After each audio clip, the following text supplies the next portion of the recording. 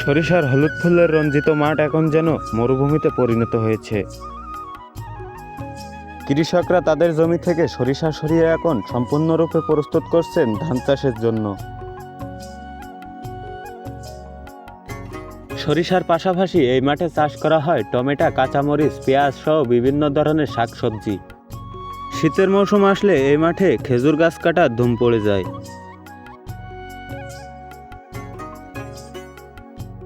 সরিষা আবাদ করে ফলন ভালো হয় বেশ আনন্দিত এই মাঠের কৃষকরা, মন আনন্দে ঘরে তুলছেন তাদের সরিষা।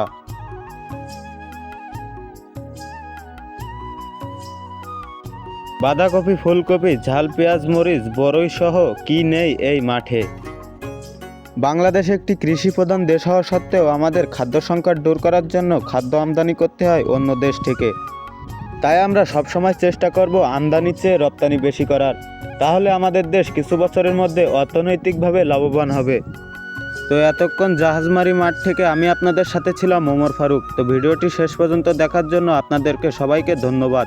তো ভিডিওটিতে লাইক, কমেন্ট, শেয়ার করে ভিডিওটি অন্যদেরকে দেখার সুযোগ করে দিবেন।